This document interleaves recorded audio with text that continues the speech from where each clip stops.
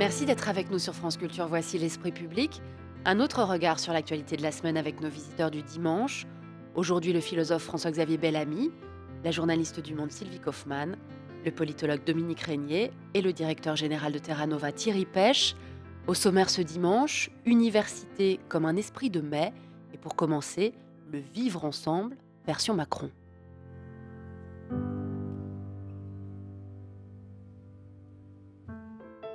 L'essor de l'islamisme, angle mort d'Emmanuel Macron, avait écrit le journal Le Monde mercredi, lequel Macron avait sans doute répondu à sa manière mercredi, à l'occasion de la cérémonie nationale en l'honneur du nouveau héros de la République, le colonel Beltrame.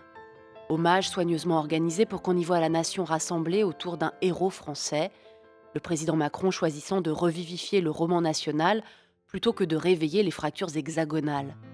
Un moment d'union républicaine au beau milieu d'une semaine marquée par le récit des Allahu Akbar du terroriste pénétrant dans le Super U, les témoignages sur la foi catholique du gendarme qui lui avait certainement donné le courage du sacrifice. Une semaine marquée ensuite par la mort de Mireille Knoll, assassinée parce que juive. Bref, une semaine qui rappelait la vivacité dans notre pays de la question des religions, des identités, des radicalités et du fameux vivre ensemble. Alors, face aux accusations de naïveté, de laisser-faire d'un Laurent Wauquiez, face à la permanence d'un salafisme que Manuel Valls voulait interdire, qu'attendait-on vraiment du président Macron ? Des paroles ? Un grand discours sur la laïcité ? Une réorganisation de l'islam de France ou plus concrètement des actes ? Pour ces professeurs dépassés, par exemple, qui ne pouvaient plus aborder en classe certains sujets, ou encore pour ces quartiers qui se vivaient comme abandonnés et ghettoisés. Vivre ensemble, quel était en la matière le catéchisme d'Emmanuel Macron ? Faut interdire le salafisme, c'est pas pour donner un cours de droit, mais parce que nous devons l'attaquer de tous les moyens. Bien sûr, en fermant des mosquées, c'est fait, en expulsant des imams salafistes quand ils sont étrangers, mais nous devons refuser que ce courant religieux, ce courant politique s'implante, se diffuse pas seulement à travers Internet, mais dans notre pays, et c'est vrai aussi pour les frères musulmans. Je demande solennellement à Emmanuel Macron de sortir de sa coupable naïveté et d'avoir enfin le courage de prendre les mesures qui s'imposent pour protéger les Français. Les atours religieux dont il se parle ne sont que le dévoiement de toute spiritualité et la négation même de l'esprit. Car il nie la valeur que nous donnons à la vie. Valeur niée par le terroriste de Trèbes, valeur niée par le meurtrier de Mireille Knoll, qui a assassiné une femme innocente et vulnérable parce qu'elle était juive, et qui ainsi a profané nos valeurs sacrées et notre mémoire. Thierry Pêche, ceux qui attendent toujours le grand discours macronien sur la laïcité, l'islam dans la République, ils peuvent attendre encore longtemps selon vous ? C'est possible, c'est probable. Je vais revenir à votre question, mais je voudrais dire quand même sur Arnaud Beltrame quelque chose.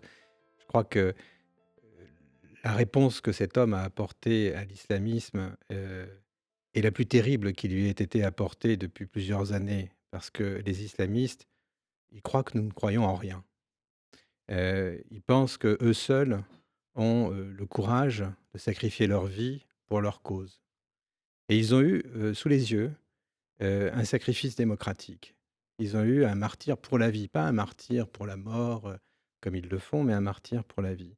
Je crois qu'il faut bien sûr célébrer le courage de cet homme, mais il faut célébrer d'une certaine façon cette idée que la démocratie est plus grande que nous et qu'elle mérite parfois qu'on aille jusque-là pour elle, comme d'autres hommes l'ont fait dans la guerre autrefois ou comme d'autres le feront dans le futur. J'avais ces pages de Thucydide dans l'histoire de la guerre du Péloponnèse euh, dans l'esprit d'une certaine façon en écoutant le président rendre hommage à Beltrame.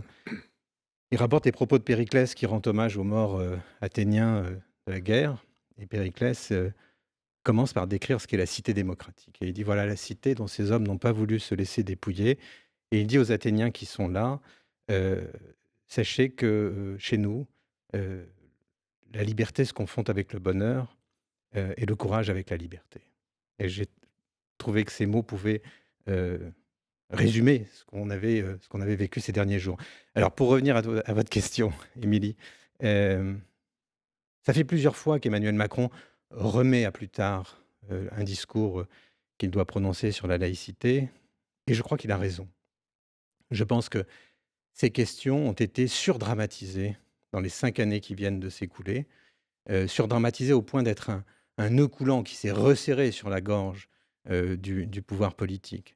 Je dis ces questions parce qu'on les a malheureusement mélangées. La laïcité, les mesures d'exception pour répondre au terrorisme, le débat sur l'islam, le débat sur l'islamisme, le salafisme, etc. Je vois bien que certains voudraient qu'on revienne à ce moment de passion à la faveur d'un événement tragique que je viens d'évoquer. Et c'est précisément le cas de Manuel Valls qui demande à ce qu'une idée soit interdite. J'ai trouvé que la réponse qu'avait apportée le Premier ministre devant les députés à l'Assemblée cette semaine en disant on n'interdit pas une idée était particulièrement pertinente et bienvenue. On interdit des actes, on interdit des appels à la haine, on interdit des mots qui peuvent avoir évidemment des conséquences, mais on ne peut pas interdire une idée en On peut soi. fermer des mosquées, mais on ne peut pas rentrer dans les cerveaux. Absolument. Alors, cela dit, l'idée que Macron se fait de la laïcité, elle n'est pas mystérieuse. Il en a parlé à bien des reprises et on sait bien qu'il se reconnaît dans une laïcité libérale, Aristide Briand, celle qui pense que l'État est laïque mais pas la société, que l'espace public n'est pas l'espace de l'État mais l'espace du public, de la société, que donc il ne faut pas imaginer que la laïcité soit une espèce de religion de ceux qui n'en ont pas, comme avait dit Régis Debray, qui viendrait affadir et comment dire, décolorer toutes les manifestations publiques. Donc je crois que là, il a été très clair là-dessus, mais le fait de ne pas de remettre à plus tard un grand discours sur ce sujet me paraît bienvenu. Voilà. François-Xavier Bellamy, en effet, 2 voix ont porté cette semaine pour souligner la naïveté présidentielle, celle de Laurent Wauquiez et celle de Manuel Valls, qui en effet a repris cette idée au départ du journaliste Mohamed Sifawi de décréter une interdiction forte, politique, symbolique du salafisme. Est-ce qu'elles sont audibles, ces voix, dans la France de l'après-attentat? Il y avait de toute évidence un problème de moment et clairement, il y a un moment pour la politique, il y a un moment aussi pour l'union. Maintenant, il est certain qu'après le moment de l'union et évidemment, ce que disait, Thierry sur, Arnaud Beltrame est vraiment, fondamental. Je crois aussi, comme vous, que nous avons vécu, pour la première fois depuis très longtemps, une véritable victoire contre le terrorisme. Une victoire paradoxale puisqu'à la fin le nombre de morts ne change pas. Arnaud Beltrame a donné sa vie pour une autre et donc du point de vue purement numérique, il ne s'est en fait rien passé. Mais sur le fond, la vérité échappe aux chiffres. Et nous le voyons ici mieux qu'ailleurs. De fait, nous avons montré à travers lui, il nous a donné de montrer dans le geste qu'il a donné, qu'effectivement, nous étions de ceux qui sont prêts à mourir, non pas pour tuer, mais pour sauver. Et si j'ai un tout petit point de désaccord avec ce que disait Emmanuel Macron dans l'extrait sonore qu'on a entendu, c'est qu'il ne s'agit pas de la valeur que nous donnons à la vie, mais il s'agit de la valeur de la vie. Alors maintenant, comment réagir à cette situation aujourd'hui et de fait, après le moment de l'union, il faut aussi se poser des questions qui soient proprement politiques. Et il est vrai qu'il y a une naïveté qui n'est pas tant celle d'Emmanuel Macron que de celle de toute une classe politique pendant très longtemps. Une naïveté qui n'est pas tant à l'égard d'une idée qu'à l'égard d'une organisation qui est en train de se mettre en place. Je crois que c'est de cela qu'il s'agit aujourd'hui.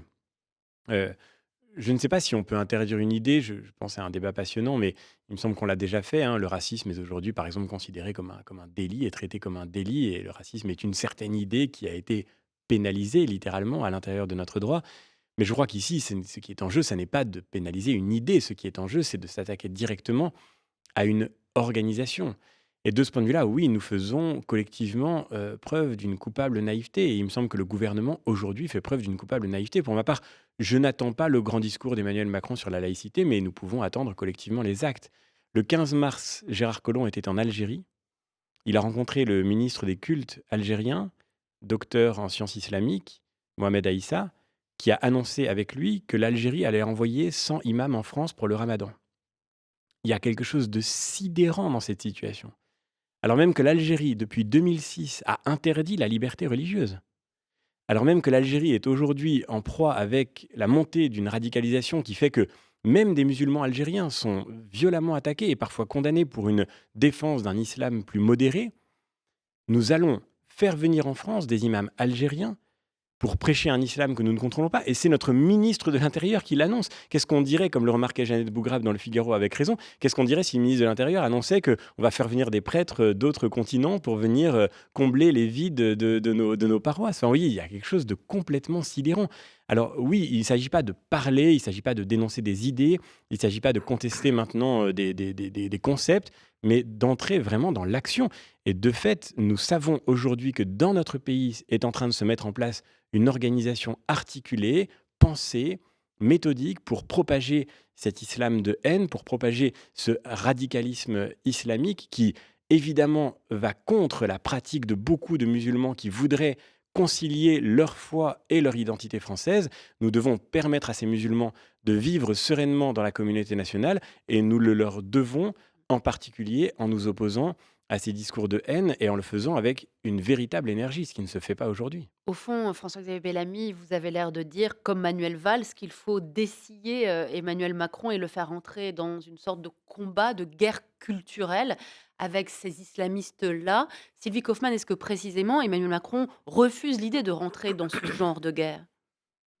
Je ne sais pas s'il refuse. Je crois qu'il a voulu prendre son temps. On a vu qu'il y a eu plusieurs signes. Il a annoncé des choses qui ne sont pas venues. On attendait plusieurs expressions, comme il avait dit, je crois, en décembre. Il a reçu les responsables du culte et il y avait un grand discours, en effet, annoncé. Il y avait aussi une instance de dialogue multilatéral qui a aussi été plus ou moins annoncée, qui n'a pas pris forme.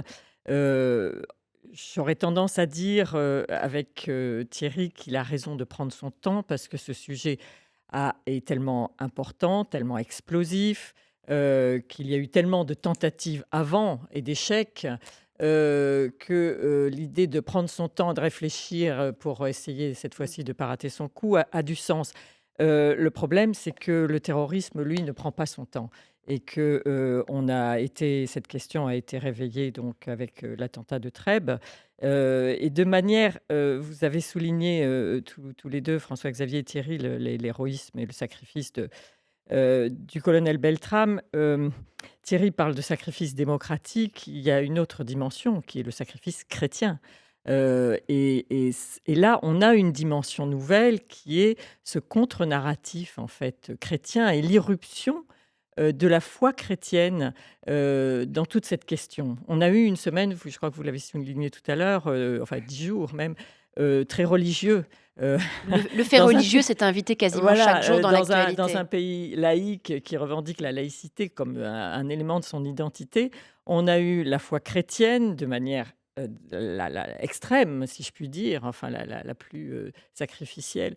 On a eu la foi juive avec l'assassinat De de Mireille Mireille Knoll. Knoll et la réaction assez forte qu'il y a eu contre cet antisémitisme. Et puis on a ce dévoiement de la foi musulmane, mais qui est le salafisme djihadiste, mais qui nous rappelle que l'islam est la deuxième religion de France et qu'à partir de cette foi musulmane, des horreurs se produisent. Donc, et tout ça finalement rentre un peu dans ce que je crois être, enfin ce que j'ai lu être la conception de la laïcité de Macron, qui est une laïcité qui ne renie pas le fait religieux, qui ne rejette pas la religion, qui veut l'inclure, oui, qui est une laïcité qu'on décrit comme ouverte, comme apaisée, comme dépassionnée, comme laïcité de collaboration. Enfin, j'ai lu plein de choses. Il y a tout un tas d'épithètes et d'adjectifs qui décrivent cette laïcité qui intègre le fait religieux et qui considère que l'État doit être neutre, mais ne doit pas effacer la religion. Donc, voilà, maintenant, il y a cette question. Alors, qu'est-ce qu'il va faire avec ça? Je n'en sais rien. Mais je pense que maintenant, il faut qu'il s'y attelle de manière plus urgente qu'il ne l'a fait sans doute jusqu'ici. Non pas qu'il ait négligé, mais qu'il pensait qu'il fallait prendre son Ouais. temps, comme on disait tout à l'heure. Et la question qui se pose par-dessus tout, c'est comment structurer l'islam, comment organiser ce culte des musulmans de France. En ce qui concerne le terrorisme, moi je crois que la naïveté, non. Moi, je ne pense pas que les politiques sont naïfs. Je crois qu'ils ne savent pas comment faire. On a un arsenal juridique oui, extraordinaire au sens propre du terme. Je ne sais plus en combien de lois on a introduit pour lutter contre le terrorisme. On a quand même, mais même dans la loi de 1905, on a des mesures qui nous permettent d'interdire des réunions politiques dans les lieux de culte, de punir les gens qui font pression sur d'autres à des fins religieuses. Donc l'arsenal, il est là. On voit bien que le problème, il est ailleurs, il est dans Ouais. l'éducation, il est dans notre société, il est beaucoup plus profond que juridique. Donc vous semblez tous les trois, on va donner la parole à Dominique Régnier, assez d'accord pour dire qu'il ne faut pas s'attendre à de grandes déclarations présidentielles sur la religion, les religions. C'est la fin de cette laïcité de combat. Il n'y aura pas, en tout cas dans l'expression à proprement parler, de guerre culturelle contre le salafisme. Il y a l'action coulisses des renseignements. Il y a ce nouveau récit national célébrant un héros républicain. Est-ce que c'est suffisant, Dominique Régnier? Ben, écoutez, moi, j'ai le sentiment, j'ai déjà eu l'occasion de le dire à ce micro, je ne vais pas répéter l'argument, mais il y a d'un côté une affirmation du fait religieux dans le monde qui est incontestable et documentée, qui nous concerne aussi, qui concerne le monde dans sa généralité, mais par les effets de la globalisation, de façon très, très spectaculaire, et par les effets de la globalisation à la fois, je dirais, communicationnelle, les réseaux, le religieux est très présent, beaucoup plus qu'avant, et il le sera désormais beaucoup. Par les effets des mouvements migratoires, le religieux, dans sa diversité et sa conflictualité, se donne à voir aussi plus qu'auparavant, et ce sera plus marqué dans les années qui viennent. Moi, je dirais bye bye la laïcité. Celle que nous avons connue n'existera plus jamais. Et ça n'est pas la peine de fouiller dans la loi de 1905 pour savoir si les dispositions s'y trouvent. Ça ne se produira plus en ces termes. Désormais, les présidents devront parler de religion plusieurs fois par an, de façon très substantielle, pour faire face à des sujets religieux qui vont s'exprimer. On avait, depuis quand n'avait-on pas parlé d'un sacrifice inspiré par le christianisme ? Ça fait très très longtemps, qui manifestement relève aussi de cela, ça fait très longtemps. Et nous aurons ceci désormais, et nous n'avons pas, et là c'est un peu, je dirais, la force paradoxalement d'Emmanuel Macron, c'est qu'il n'a pas, lui, parce que par son âge, par son absence de responsabilité antérieure significative, je veux dire avant d'avoir été président, en tant que ministre de l'économie, il n'était pas concerné par ces sujets-là, même s'il a pu s'exprimer à tel ou tel moment, il ne trimballe pas cette impossibilité d'en parler sans dire des bêtises ou sans prendre des risques. Donc ça, c'est aussi, de ce point de vue-là, une scansion. Et nous avions, nous les Français, c'est très particulier à la France, nous avions en réalité, c'est pour ça que je ne suis pas d'accord sur on peut triturer le texte de 1905 qui est plein d'intérêt. Mais c'est pas ça qu'on en a retenu. On en a retenu que la religion allait disparaître. Pas qu'elle allait être réservée à l'espace privé, qu'elle allait disparaître. L'interprétation générale, c'est ça. Le fait religieux, et c'est de l'ordre de l'intime, même pas du privé, du fort intérieur. C'était cette idée-là. Je ne dis pas que c'était l'idée de la loi, et je ne dis pas que c'était l'idée de telle ou telle partie de la société française. Mais l'interprétation générale, c'est nous en avons fini avec la religion. Eh bien, on n'en a pas fini avec la religion, mais en plus, elle fait retour, non seulement dans les pays qui vivent une forme d'insécurité existentielle, parce que là, il y a une grande relation, pays où il y a beaucoup de pauvreté, mais aussi dans nos pays, pour ces mêmes raisons, mais aussi parce qu'il y a, je termine là-dessus, il y a beaucoup de sollicitations éthiques radicales dans notre société, sur les ciseaux génétiques, sur l'utérus artificiel, sur le réchauffement climatique, qui vont solliciter chez nous des catégories de pensée et de réflexion qui vont, pour certains, bien correspondre à des états d'esprit religieux. Est-ce que vous êtes d'accord avec cette analyse, Thierry Pêche? Est-ce que réellement Emmanuel Macron aurait renoncé à, j'ouvre des guillemets pour le dire, une religion laïque? Et c'est vrai qu'il a eu l'occasion de s'exprimer en réalité à maintes reprises sur le sujet pour dire qu'il renonçait au seul côté régalien et autoritaire de l'État qui organiserait seul les instances religieuses. D'une certaine manière, il a eu l'occasion de dire qu'il attendait des cultes qu'ils se réorganisent eux-mêmes. Bah oui, je pense que c'est pas à l'État de dire ce qu'est le catholicisme, ce que doit être le judaïsme, ce que doit être l'islam. Donc c'est effectivement au culte de s'organiser sous contrainte d'ordre public, naturellement, mais c'est pas à l'État de dire comment doit s'organiser l'Église ou comment doit s'organiser demain l'islam. Bon, Il y a eu des présidents qui assumaient de dire qu'ils oui, réorganisaient l'islam de France. et on connaît le résultat, il s'est rien passé du tout.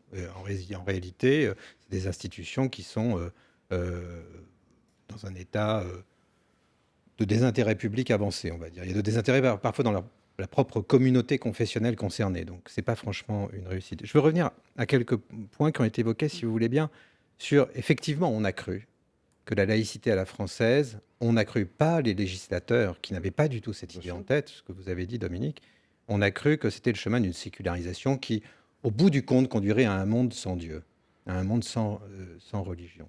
Et ça, c'est une croyance très française. En réalité, tout autour de nous, c'est pas ce qui s'est passé, et c'est pas du tout, c'est pas du tout le sens de l'histoire en réalité. Et par ailleurs, j'ai envie de dire, moi, j'ai pas peur du retour du religieux. Je veux dire, j'ai pas peur de sortir d'un monde dont la pauvreté symbolique était infinie, d'un monde dont le matérialisme, l'espèce de paganisme était, comment dire, une impasse sur tous les grands événements de la vie. Donc, je pense que le religieux peut apporter à la société. Bon. Mais c'est pas de l'ordre de l'État, c'est pas de l'ordre de la puissance publique. Donc, je pense que et puis surtout, si le religieux apporte avec lui dans ses valises la violence, le terrorisme, etc., là, c'est un problème, effectivement. Mais il faut dissocier les choses. C'est pas le religieux le problème, c'est cette espèce d'intoxication des esprits qui conduit à penser qu'on peut aller chercher la rédemption dans la mort. Ou c'est surtout Ça, l'intrusion du fait religieux dans l'espace public, par exemple dans effectivement. l'espace scolaire. Est-ce que dans ce domaine-là précisément, il y a aujourd'hui une réponse qui vous semble satisfaisante, Sylvie Kaufmann, puis François-Xavier Bellamy? Oui, je voulais réagir surtout, revenir sur le retour, revenir sur le retour du fait religieux. Il y a une image qui m'est restée en mémoire de ces derniers jours, c'était la messe du dimanche des Rameaux à Trèbes, et qui est très significative de ce qui s'est passé ces derniers temps. En réalité, toute cette communauté s'est retrouvée dans cette église de Trèbes, et il y avait, avec l'évêque de Carcassonne, le préfet de l'Aude en grand uniforme, la procureure de la République, les élus, les responsables de la gendarmerie et 6 responsables locaux musulmans. Je crois qu'il y avait l'imam de la grande mosquée de Carcassonne. Et c'est assez intéressant qu'aujourd'hui, on ait vu ce besoin de se retrouver de tout le monde dans une église catholique. Voilà. Et autre chose sur Emmanuel Macron, il ne faut pas oublier que lui-même a un parcours religieux assez intéressant qui fait aussi son originalité sur cette question. Il s'est converti, enfin il a été baptisé à 12 ans de sa propre initiative. Il a une éducation jésuite. Voilà. Après, si j'ai bien compris, il n'a plus beaucoup pratiqué, mais il a un rapport avec la religion qui est très particulier. Voilà. Et dernier point sur la loi de 1905. La loi de 1905, en effet, elle est fondatrice pour nous tous, pour notre pays, mais elle date. À l'époque, il n'y avait pas, ou pratiquement pas d'islam en France, et il n'y avait pas non plus de réseaux sociaux, si je peux dire, pour répandre cette idéologie mortifère du salafisme.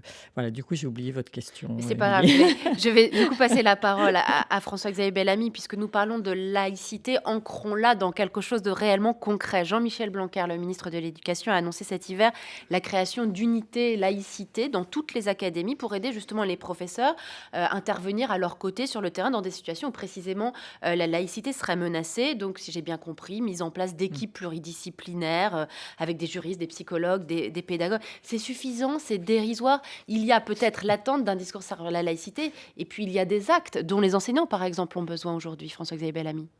Bien sûr, non, je crois que c'est une bonne initiative parce que c'est vrai que beaucoup d'enseignants, beaucoup de chefs d'établissement étaient très démunis face aux difficultés qu'ils pouvaient rencontrer. Mais n'utilisons pas le mot de laïcité pour nous cacher les vrais problèmes. Vous voyez, tout à l'heure, je parlais de naïveté et je crois que notre débat peut-être pourrait risquer de sombrer aussi dans cette difficulté. Ce qui fait aujourd'hui la difficulté que nous rencontrons, ça n'est pas le retour du religieux en général, ça n'est pas le religieux en tant que tel. Ce sont des phénomènes effectivement passionnants à observer, mais nous, la difficulté que nous rencontrons aujourd'hui, c'est l'islamisme. C'est pas le retour du radicalisme chrétien ou juif. C'est fondamentalement de cela qu'il est question. Et si vous parlez de cette difficulté vis-à-vis de la laïcité dans les écoles, c'est parce qu'aujourd'hui, nous voyons, je l'ai vécu comme enseignant, de plus en plus de jeunes qui nous parlent avec des discours d'une incroyable virulence, par exemple à l'égard des juifs, parce qu'ils sont obsédés par une haine qui est entretenue en eux à partir de la situation de la Palestine et de l'État d'Israël. Nous voyons des jeunes qui contestent au nom du Coran des enseignements de philosophie, des enseignements de biologie, des enseignements d'histoire. Et c'est ça, aujourd'hui, notre problème. Notre problème n'est pas le religieux. Ce n'est pas un problème de laïcité. C'est un problème qui a trait... Alors, la religion chrétienne a pu entretenir avec l'État en France des relations d'une incroyable conflictualité, bien sûr, mais aujourd'hui, nous ne sommes plus en 1905 et nous avons devant nous à faire face à cette question-là. Et je dirais du coup d'un autre, pour compléter ce propos, que si nous parlons de façon trop collective, trop englobante du fait religieux, nous aurons peine à désigner ce qui fait la difficulté et peut-être aussi ce qui fait une partie de la solution. Je suis entièrement d'accord avec Thierry Pech quand il dit que le monde dont nous héritons était marqué par une très grande pauvreté symbolique. Et de fait, qu'est-ce qui a laissé place à ce délire islamiste, notamment dans l'esprit et dans le cœur de beaucoup de jeunes en France, qui sont nés en France, qui n'ont grandi qu'en France, qui ne connaissent même pas le pays dont leurs parents ou leurs grands-parents sont issus? Ce qui a laissé place à ce délire, c'est le fait que nous n'avions rien à leur proposer d'alternative. C'est-à-dire notre projet de société, c'était d'ouvrir plus de supermarchés le dimanche pour aller pousser nos caddies, même le dimanche, et consommer encore plus. Et notre utopie, c'était la croissance, et notre projet, c'était l'émancipation de l'individu et la conquête de nouveaux droits individuels. Mais ça ne comble pas une vie, ça ne remplit pas une vie.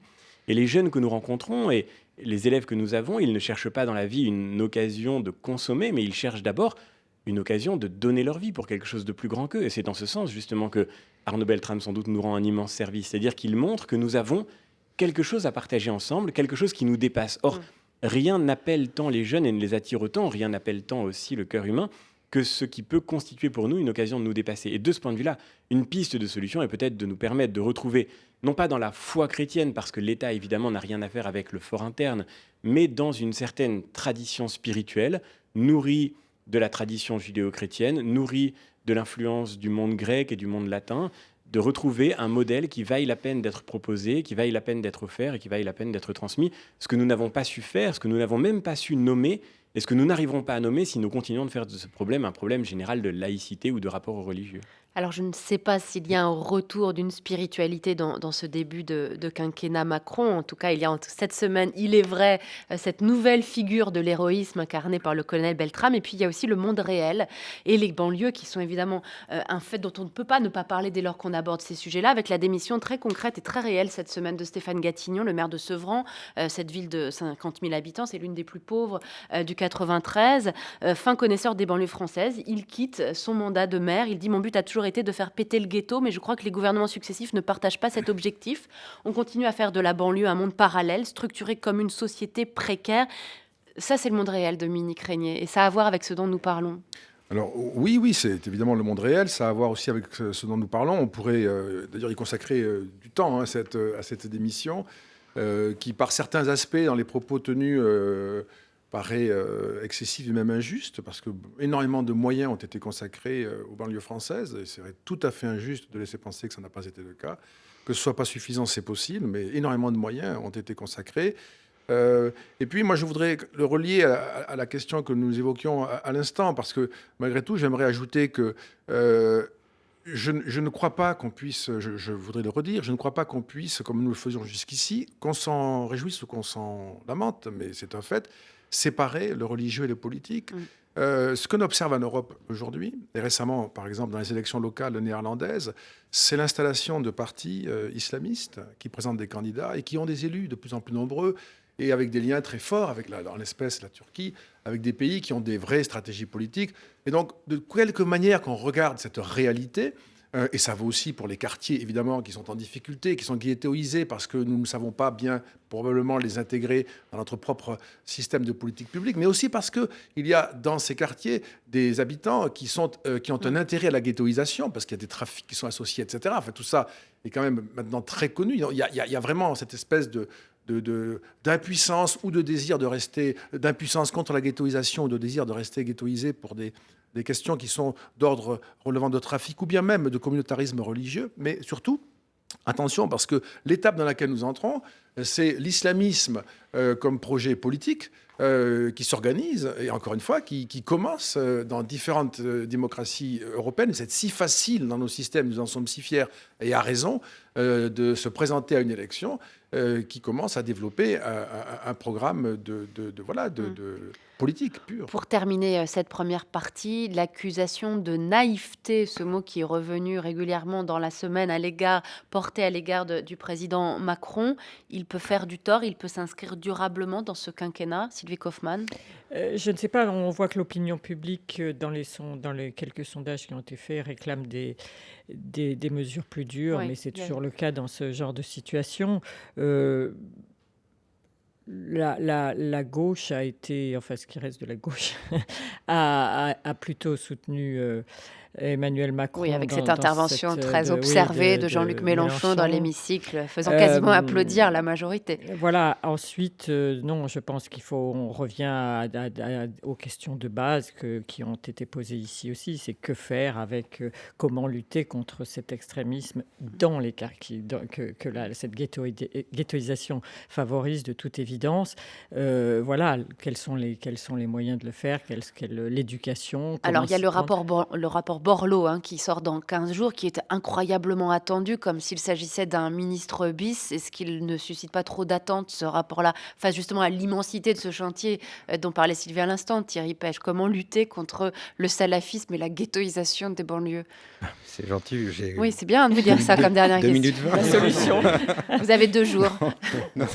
Alors, je suis désolé, je ne vais pas vous répondre, Émilie, une autre fois peut-être, mais on attend le rapport Borloo, et Borloo est très content qu'on attende son rapport, d'ailleurs, comme vous pouvez l'imaginer. Non, mais c'est pas complètement secondaire dans l'histoire. C'est pas du tout secondaire, mais ce qui serait naïf, c'est pas, je reviens au reproche de naïveté, ce qui serait naïf, c'est de penser qu'on ferait une loi, on dirait que le salafisme c'est interdit et tout irait mieux. Mais les salafistes s'en foutent. Bien sûr.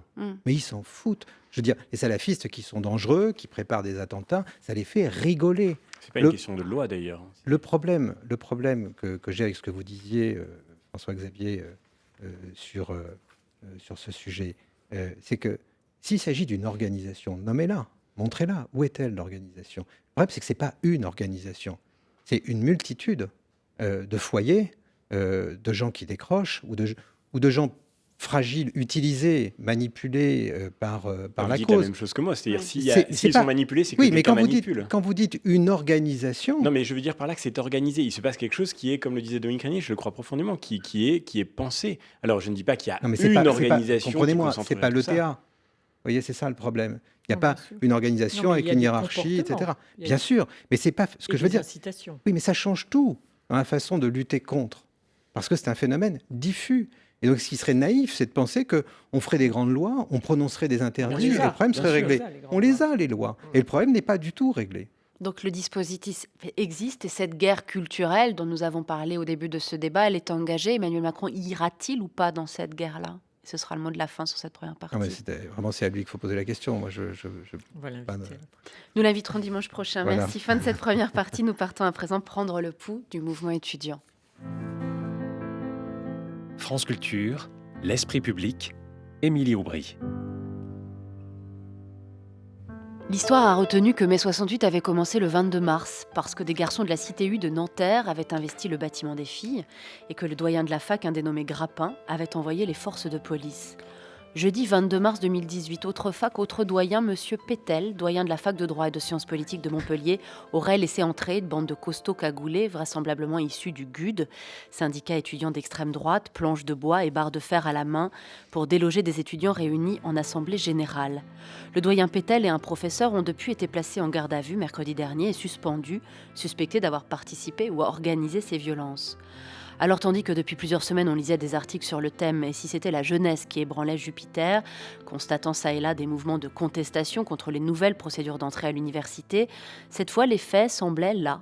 Tolbiac bloqué depuis lundi à Paris, la fac du Mirail à Toulouse, le campus de la Victoire à Bordeaux, blocus illimité à la fac de lettres de Montpellier, sans oublier le 22 mars dernier où des lycéens s'étaient essayés à ressentir le grand frisson du mois de mai. Alors aujourd'hui on est le 22 mars, on est au lycée Ronsard à Vendôme et il se passe un truc un petit peu foufou. Ah, pour Vendôme, c'est foufou, on peut le dire. Ah, On n'a pas vu ça encore. on n'a pas vu ça C'est une depuis au grande moins 68. Mai 68, Oui. ça vous dit quelque chose? Oui, ça vous dit quelque chose. Ça vous dit. Eh bien, Je sais que vous savez. donc en fait, il y a un blocus devant le lycée et donc c'est pour la nouvelle réforme, la loi Vidal. La loi Vidal. Donc la sélection des facs et nous on a décidé du coup de manifester et de bloquer le lycée. On vous fait un petit reportage, Voilà. on vous laisse voir ça. Ce que j'attends, c'est une prise de conscience. Que même ceux qui ne soient pas à la fac, qui n'aient pas l'intention d'aller à la fac, se rendent compte que finalement, l'université non sélective, c'est quelque chose qui est une fondamentale de notre système. c'est un peu la galère. Je trouve pas ça toujours très juste. On va privilégier un élève finalement avec des compétences générales, c'est-à-dire bon dans tout, et on n'appuie pas assez sur nos points forts finalement. Donc c'est pas juste pour tout le monde. Je pense que ça fait du tri. Donc je pense que c'est bien parce qu'il y a quand même pas mal, même s'il y en a qui disent que c'est pareil, il y a quand même pas mal de glandeurs, donc du coup Voilà pour ce reportage qu'on a trouvé sur les réseaux sociaux sur des lycéens de Vendôme qui ont donc joué à mai 68 et qui ont tourné ce reportage. Sérieusement, se passe-t-il ou non quelque chose dans le monde étudiant sur 2 thématiques, pas d'agression et de présence de l'extrême droite dans les campus, c'est ce qu'on a vu à Montpellier, et pas de sélection à l'entrée des universités, sachant que nous sommes quelques jours après la fin de Parcoursup, ce nouveau dispositif pour choisir son orientation universitaire. Sylvie Kaufmann. Alors, il se passe quelque chose, comme vous l'avez dit, il y a des blocages, il y a des grèves. Est-ce que c'est le début d'un grand mouvement social ? Je dois reconnaître que je suis absolument incapable de le dire. Bien sûr, il y a cette réaction contre cette frustration ou ce mécontentement manifesté ça et là contre la loi orientation et réussite des étudiants, donc sur l'accès à l'université, sur la réforme de l'accès à l'université, et ce refus de la sélection, qui est ce mot extraordinaire qui bloque tout, enfin qui est vraiment, alors on parlait de symbole tout à l'heure, là on en a vraiment un, et l'extrait, cet étudiant qui disait que vous avez, dans l'extrait sonore que vous avez, c'est une lycéenne qui disait l'université non sélective est un fondement de notre société, comme si c'était une réussite de notre société, alors que je pense que tout le monde a conscience maintenant que c'est un échec terrible. Voilà. Maintenant, c'est vrai que ce mouvement ne prenait pas. Il a commencé depuis plusieurs semaines dans certains endroits, et il y a au moins 2 endroits où il s'est durci pour des raisons locales. À Toulouse, je crois qu'il y a un problème de gouvernance de l'université dans lequel le ministère est intervenu directement. Et puis il y a cet incident absolument extraordinaire de Montpellier qui est quand même incroyable, avec ces 2 professeurs mis en examen. Donc là, on est dans un schéma j'espère assez exceptionnel. Voilà. Après, est-ce que ça va s'étendre ? Il y a aussi des facteurs dont on tient toujours compte dans ce genre de situation. Le week-end de Pâques, les vacances qui arrivent bientôt, les partiels qui ne sont pas loin. Tout ça peut aussi jouer. Et une ministre qui s'emploie à déminer, à appeler au calme, à rassurer, qui a rappelé notamment l'ouverture cette semaine de 22 000 places supplémentaires, notamment dans les filières les plus demandées, parce que malgré tout, Thierry Pech, ce débat sur la sélection, il ne peut pas être évacué si rapidement. Il existe de fait, on a entendu ces lycéennes. On va quand même rapidement rappeler que désormais, avec le Parcoursup, avant les lycéens formulaient 24 vœux par ordre de préférence. Aujourd'hui, c'est 10 vœux sans hiérarchie. Avant, tout lycéen devait avoir une place en fac. Aujourd'hui, il y a encore cette incertitude. Et puis, il y a cette nouvelle note subjective qui est mise par le professeur principal pour évaluer la capacité de l'élève à réussir dans la formation visée. Et ça aussi, ça n'existait pas avant. Elle n'est pas résolue encore, la question de la sélection. On ne sait pas encore ce qu'elle peut générer en France. Non, mais elle a déjà... D'abord, avant même la réforme, la sélection, ça existe. Absolument. C'est une hypocrisie de dire « Ah, la sélection arrive ». Elle est là. Et elle est là de la pire des façons. Elle est là sous la forme d'un darwinisme social qui s'habille dans une rhétorique égalitaire. C'est fascinant, la France, de ce point de vue-là. En gros, vous avez 3 filières. Vous avez une filière à laquelle on ne touchera pas parce que c'est le joyau dans la bijouterie française, c'est les grandes écoles, les classes préparatoires aux grandes écoles. Là, les effectifs sont stables et ils vont continuer à l'être. Vous avez une deuxième filière sélective dont on ne parle jamais parce qu'elle est faite pour les fils des classes populaires, les enfants. C'est le sélectif court, STS. Bon. Et en fait, c'est plus tellement les enfants, enfin, c'est plus seulement les enfants des classes populaires qui y vont. Et c'est ça le problème. Celle-là, on n'en parle pas non plus parce qu'au fond, les gens qui parlent, comme nous, on ne s'intéresse pas tellement en fait à ce qui se passe dans les lycées pro, les lycées techno et les filières courtes. Bon. Puis vous avez une troisième filière qui est la fac. Et à la fac, la sélection aussi, elle se fait à la fac. tout le monde réclame le droit d'entrée, mais c'est pour aller au champ de bataille au terme de la première ou de la deuxième année, avec des taux de chute, d'échecs qui sont considérables, notamment pour les enfants qui ne viennent pas des bacs généraux, qui se retrouvent là parce qu'ils n'ont pas trouvé de Il y place. a un reproche majeur qui est fait à la philosophie de cette réforme, faisant l'écho, c'est l'idée d'inscrire désormais cette orientation dans quelque chose de pré-professionnalisant de façon beaucoup trop rapide. Mais je crois que ça, c'est pas vrai. Alors, la réforme, qu'est-ce qu'elle dit ? Le bac reste un ticket d'entrée pour le supérieur. Bon, ça, c'est un point. Deuxièmement, soit dit en passant, les frais d'inscription et les frais de sécurité sociale étudiante baissent. Il n'y a pas de sélection par l'économie.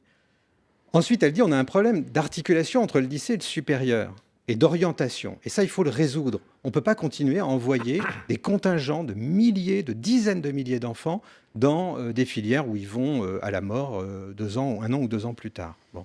Alors comment on fait ? On fait les attendus et puis on dit aux établissements du supérieur, vous allez prendre vos responsabilités. Je vais vous raconter une scène, si vous me donnez 1 minute, que j'ai trouvée tout à fait exemplaire. Vous avez une équipe pédagogique donc d'une faculté qui est demandée par 5000 élèves, mais qui n'a que 700 places. Bon. Et les profs disent « on va quand même pas trier, on va quand même pas prendre les meilleurs ». Alors quelqu'un dit à ce moment-là, on va tirer au sort. Ah non, on va pas tirer au sort. À ce moment-là, comment on fait ? Mais en fait, la réponse, c'est que tout le monde souhaite une seule chose, c'est que ce soit fait par quelqu'un d'autre.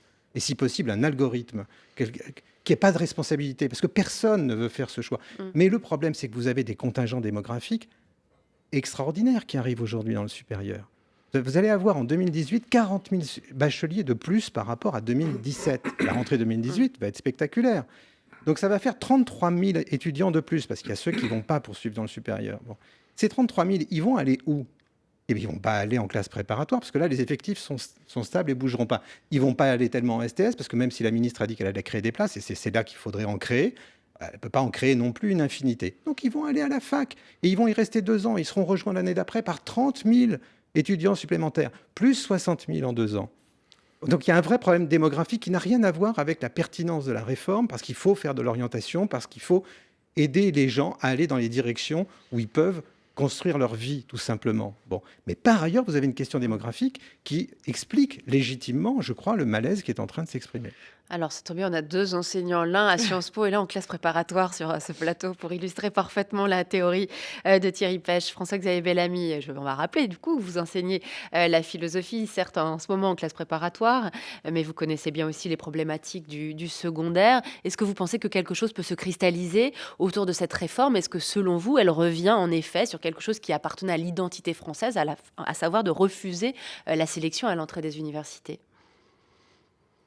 La vérité, c'est que l'université paye aujourd'hui l'échec de notre système scolaire. C'est-à-dire qu'au fond, elle paye l'échec du CP. On a des cohortes d'élèves qui sortent de l'enseignement primaire puis secondaire en ayant du mal à maîtriser les éléments les plus fondamentaux de la culture, de la connaissance. Et ces jeunes-là qui ne sont du coup retenus nulle part quand ils se présentent pour des filières sélectives, le seul lieu qui est obligé de les accepter, pardonnez-moi de parler comme ça, c'est absolument atroce, mais c'est un fait, c'est l'université. Aujourd'hui, vous avez des dizaines de filières universitaires, mais 4 d'entre elles concentrent 50% des demandes. La plus importante, c'est STAPS, c'est le sport, ensuite psychologie, et ensuite droit. C'est-à-dire que vous avez, et je mets médecine à part, parce que médecine, il y a une sélection extrêmement, c'est la 4e, mais il y a une sélection extrêmement forte qui se fait à la fin de la première année. Donc clairement, moi je l'ai vu comme professeur de terminale, enseignant en ZUS, voilà. Quand vous n'êtes pas pris effectivement dans un IUT qui est une filière sélective, quand vous êtes dans un lycée où on ne sait même pas ce que c'est qu'une classe préparatoire, vous allez candidater à la faculté et vous vous retrouvez dans des amphis de sport parce que quand vous avez l'impression de ne rien maîtriser des éléments les plus fondamentaux, y compris dans la lecture, dans l'écriture, vous allez être attiré forcément par quelque chose qui vous touche, qui vous parle. Mais évidemment, ces jeunes-là, quand on sait que vous avez chaque année plusieurs dizaines de milliers d'étudiants qui rentrent en STAPS, c'est très difficile d'imaginer quel sera leur avenir professionnel pour beaucoup d'entre eux. Donc, en fait, notre société repose, je suis d'accord avec Thierry Pech, sur une immense hypocrisie, dont le bac est le dernier mot, et dont la conséquence massive est payée par l'université et par les étudiants qui rentrent à l'université sur la base de ce grand mensonge que nous avons entretenu, et que ces jeunes, d'ailleurs, assumeront, alors même qu'ils ont choisi de jouer le jeu de la République, puisqu'ils ils ont été jusqu'au bac et ils vont jusqu'aux études supérieures qu'on leur décrit comme un moyen d'insertion dans la société. Donc là, il y a évidemment un problème massif. Alors, est-ce que la le réforme drame- met fin à ce mensonge? Non, le vrai drame, la réforme est encore très timide par rapport à ce qui constitue l'enjeu majeur. Si on voulait dire la vérité aux jeunes, il faudrait évidemment que les filières qui les accueillent vérifient qu'ils sont capables de suivre les études proposées. Est-ce que c'est pas la fameuse notion de prérequis qui existe dans cette Mon seul réforme désaccord aujourd'hui? avec ce que dit Thierry Pêche à l'instant, c'est que c'est pas tellement le champ de bataille qui fait la mortalité universitaire. Je veux dire par là le fait que effectivement à la fin de l'année de licence, vous avez un étudiant sur 2 qui a disparu du circuit. Ce qui fait cette mortalité universitaire, pour reprendre le mot de la sociologie, c'est simplement le fait que ces jeunes sont totalement incapables. Ils ne sont pas préparés à suivre des cours de fac. Et donc, il y a évidemment un mensonge colossal. Et si on voulait faire en sorte que tous ceux qui entrent à l'université soient capables d'en suivre les exigences, il faudrait organiser une véritable sélection, ce que la loi Vidal ne fait pas en réalité. Elle se contente de fixer un attendu. J'avais une deuxième chose à dire très brièvement. Il y a un débat. Je ne suis pas tout à fait favorable à cette loi pour plein de raisons, parce que je pense que d'ailleurs, ce nouvel algorithme était essentiellement en défaveur des élèves, et le but est de gommer surtout les aléas qu'on avait rencontrés dans APB, mais qui ne seront pas en fait améliorés par Parcoursup. Un des points les plus dramatiques, c'est le fait qu'on ne puisse plus hiérarchiser ses vœux, qu'on se rende compte quand même de ce que ça veut dire pour un élève d'être propulsé au hasard dans 10 vœux qu'il est contraint de faire au choix, sans pouvoir dire ce qui compte le plus pour lui. Enfin bon, c'est un détail. Mais il y a un débat sur le débat lui-même, c'est-à-dire sur la manière de vivre le débat.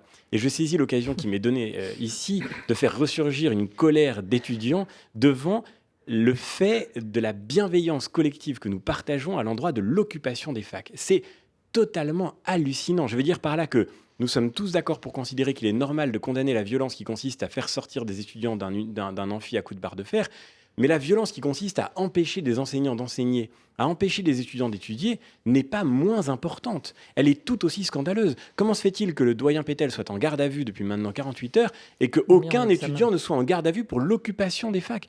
Je crois qu'il est normal de pouvoir faire grève, même si le concept de grève en matière d'études devrait pouvoir être relativisé. Mais faire grève, ça veut dire ne pas travailler, ça ne veut pas dire empêcher les autres de travailler. Et si les jeunes qui sont... vouloir dire empêcher les autres de travailler dans l'histoire sociale. Oui, mais enfin, ça grève constitue un abus du droit de grève, et on en est tous d'accord. Je veux dire par là faire du travail un sujet politique. Non, faire du travail un sujet politique, ça veut dire effectivement organiser sa propre désertion, son retrait de l'activité économique.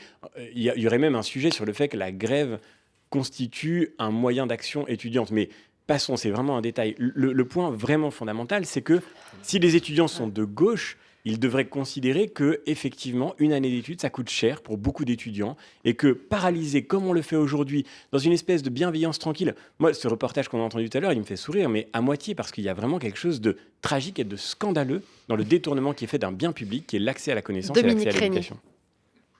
Finally. Sur quoi d'ailleurs? Parce que je suis un peu... Écoutez, je crois que nous venons d'entamer un débat passionnant et que nous allons essayer de mener jusqu'au bout, en tout cas sur la notion de grève. Non, mais en fait, ce qui est frappant, c'est que le thème d'un pays qui n'arrive pas à accepter la sélection, mais qui la pratique dans ce secteur-là de façon absolument obsessionnelle, puisque même dans les grandes écoles, comme chacun le sait, on en entend régulièrement parler, ce qu'il faut, c'est non seulement être reçu, mais sortir bien classé avec des numéros 1, des numéros 2, et même des majors du premier coup, vous avez ça. Puis après, vous avez le major du premier coup qui a été le plus jeune major du premier coup. Donc c'est un pays qui a l'obsession de ce genre de choses. C'est fascinant, la France, pour ça. On a battu les Chinois, auxquels on a à peu près emprunté ce système qui fabrique effectivement des mandarins, enfin qui fabriquait des mandarins. Et on a très clairement accepté que dans le public, tous les moyens les plus importants soient donnés aux filières les plus sélectives. Ce n'est pas simplement une hypocrisie, c'est une injustice, c'est même un scandale politique. Et c'est assez triste de voir, moi je trouve, que les étudiants, j'espère sincères, occupent des universités au nom de la lutte contre la sélection. C'est vraiment fabriquer le malheur futur de ceux qui veulent représenter ou qui veulent défendre. Et j'ajouterai qu'aujourd'hui, les étudiants, les lycéens, qui se retrouvent à l'université, dans cette université qui souffre énormément. C'est très difficile. Franchement, je lève mon chapeau au président de l'université aujourd'hui, qui accepte le job en général, qui accepte le job parce qu'il faut bien porter tout ça. Et c'est extraordinairement difficile. Les étudiants qui arrivent là, ils ne sont même pas désireux d'être là où ils se trouvent. Où est la construction d'un projet? Et là, il faut absolument, et d'ailleurs, la réforme insiste, et je trouve que c'est très bien, moi, sur la construction d'une orientation, parce qu'il est essentiel de le faire. Dans le secondaire, malheureusement, le corps enseignant, alors je suis sans doute un peu catégorique en disant ça, il faudrait y mettre beaucoup de subtilité et de statistiques, mais malgré tout, on encourage les lycéens à aller à l'université. On les encourage. C'est la voie normale. Il n'est pas sûr que ce soit une bonne idée de le percevoir en ces termes. Et vous avez en France 50% des étudiants en psychologie d'Europe. Donc nous sommes un pays qui... Alors pour profiler, on va pouvoir profiler. On a 50%. Et nous avons, je l'ajoute quand même, le record de consommation d'antidépresseurs. Donc, on a beaucoup de psychologues. Ouais. Évidemment, alors, pas de débat si sur la consommation d'antidépresseurs en France aujourd'hui. Pour terminer cet esprit public, Thierry Pech, j'aimerais quand même qu'on revienne sur ce qu'a dit François-Xavier Lamy à l'instant. Ce mouvement qui pourrait ou pas se cristalliser dans les universités et dans les lycéens, ce qui relèverait juste d'une espèce comme ça de nostalgie d'un mai 68 qui fait encore fantasmer beaucoup cette génération, mais qui ne reposerait pas sur grand-chose, ou est-ce que réellement, il peut exister aujourd'hui une espèce d'incertitude ou sentiment d'angoisse chez les jeunes face à ce début de quinquennat Macron et face à ce qu'il leur est proposé pour la suite de leur parcours universitaire? Bon, on peut s'émouvoir que des gens qui occupent des facs empêchent d'autres personnes de travailler. C'est un débat, mais ce n'est pas exactement la question que vous posez. Ce que vous dites, est-ce que ce mouvement a une forme de légitimité? Oui, je pense qu'il y a un malaise de la jeunesse dans ce pays, mais c'est presque une évidence. Bon.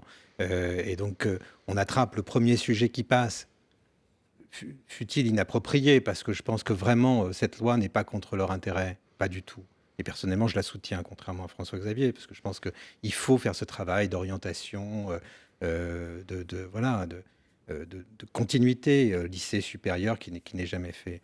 Mais bien sûr que la jeunesse a 1000 raisons aujourd'hui d'être anxieuse, d'être angoissée, et singulièrement celles qui se retrouvent aujourd'hui dans des universités qui ne sont pas prêtes à accueillir de tels flux de gens qui, pour certains d'entre eux, je suis moins catégorique que vous, François-Xavier, mais je vous rejoins en partie, qui, pour certains d'entre eux, ne sont pas du tout préparés à ça. Pas du tout. Je veux dire que des lycéens de bac pro ou bac technologique arrivent dans des filières générales parce qu'ils n'ont pas trouvé ce qu'ils voulaient, c'est-à-dire du sélectif court, avec une formation professionnelle derrière, que ce soit STS, IUT, etc. C'est pas bien. C'est pas bien. C'est pas bien pour eux, c'est bien pour personne. On perd du temps, on perd de l'argent, on perd de l'espoir que ces jeunes portent dans la vie, mettent dans leur vie. Bon. Donc, que cette jeunesse soit angoissée et qu'elle dise « bon, maintenant, ça suffit », je le comprends très bien. Je le comprends très, très bien. Et c'est pour ça que le carburant est là, pour qu'un mouvement, je ne sais pas s'il aura lieu, mais pour qu'un mouvement important prenne forme dans les semaines qui viennent. Ce serait malheureux que cette loi en fasse les frais, parce que encore une fois, c'est une bonne loi. Et je crois que c'est dans cette direction qu'il faut aller. Alors évidemment, beaucoup de questionnements cette fin de semaine sur la façon dont va se dérouler la semaine prochaine, avec réellement l'entrée en vigueur de ce concept joliment appelé grève perlée. A priori, la journée de mobilisation mardi sera très difficile, 1 train sur 10 seulement. La grève des éboueurs également. Est-ce que cette fameuse cristallisation qui fait tant fantasmer les éditorialistes dans différents médias, vous la voyez à l'œuvre, Sylvie Kaufmann, pour les jours qui viennent? La convergence des luttes. Oui. En effet, un nouveau concept. Je ne sais pas, j'ai l'impression qu'on est au bout d'un parcours, d'un système, et les gens ont conscience maintenant que, par exemple, APB, ça ne pouvait plus marcher, ça a explosé. On utilise beaucoup ce terme à propos d'APB, le système a explosé. La SNCF, ce n'est pas satisfaisant, ça ne marche pas. Après, est-ce que les solutions proposées sont les bonnes? C'est un autre débat. Elles sont sans doute insuffisantes à chaque fois, mais je crois que les Français ont conscience maintenant d'un moment où certains mécanismes sont à bout de souffle et qu'il faut les changer. Je ne crois pas que dans ce sens-là, je ne pense pas que 2018 soit comparable à 1995, sans parler de mai 1968. Dominique Régnier, vous appréhendez mai 68 ou 95 la semaine prochaine? Non, j'imagine que j'ai 15 secondes pour vous répondre. Mais pas du tout. Non, je ne vois pas de rapport. Ça ne veut pas dire qu'il ne se passe rien, ça ne veut pas dire qu'il n'y a pas beaucoup de préoccupations, et il y en a beaucoup évidemment dans les jeunes générations. Ça ne signifie pas que l'université va bien et qu'on s'étonne de cette crise. L'université va très mal, je le redis, et cette crise se comprend de ce point de vue-là. Elle peut se déployer, elle peut prendre de l'ampleur. Aujourd'hui, sans préjuger du futur, aujourd'hui, on a affaire à un phénomène de minorités hyperactives qui savent faire, qui sont organisées et qui généralement sont en lien avec des partis politiques ou des syndicats qui n'arrivent pas à être représentés de manière significative, soit dans l'espace politique, soit dans l'espace syndical. Et c'est ça qui est un peu, je dirais, le point d'attente. Si nous en restons là, le mouvement va s'essouffler et s'éteindre. Si à partir de là, si c'est un noyau de départ, si à partir de là, il y a une sorte de déploiement, d'affirmation de ce mouvement et d'extension, au fond, à d'autres publics, là, il est possible que quelque chose devienne problématique. On sait que pour les gouvernements, quels qu'ils soient, c'est le type de conflit qui, par définition, est difficile à anticiper. C'est comme un feu qui couve, qui peut s'éteindre ou, au contraire, prendre beaucoup plus. Donc, il ne faudrait pas mépriser ce qui se passe. C'est d'ailleurs pas ce que fait ce gouvernement. Ne pas être sûr qu'il ne va rien se passer ensuite. Mais aujourd'hui, ça reste encore très largement entre les mains de minorités hyperactives. Vous sentez cette incertitude aussi, François-Xavier Bellamy ?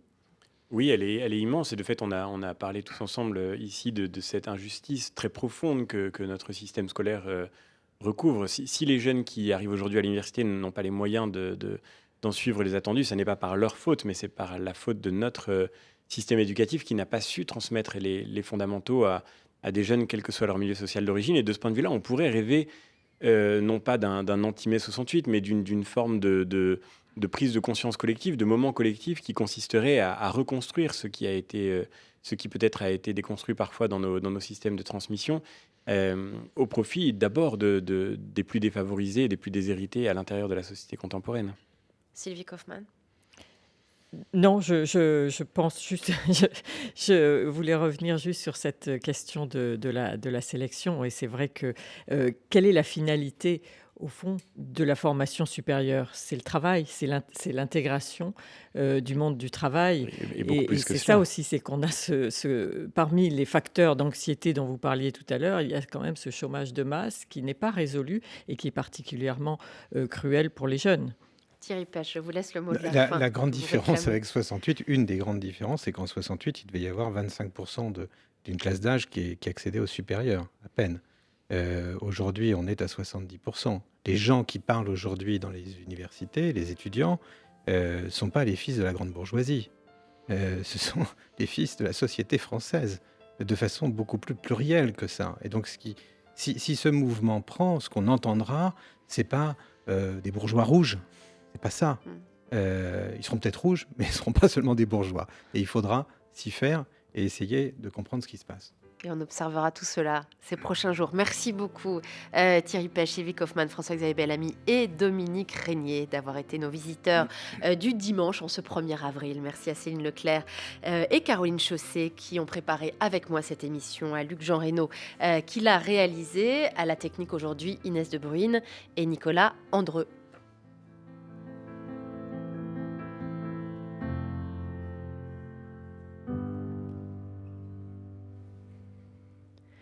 Tout de suite, bien sûr, c'est l'heure de retrouver notre ami Alain Krugère pour son déjeuner dominical qui nous emmène aujourd'hui déjeuner dans les vignes entre Buzet et Agen. Alors levons un verre et à dimanche prochain.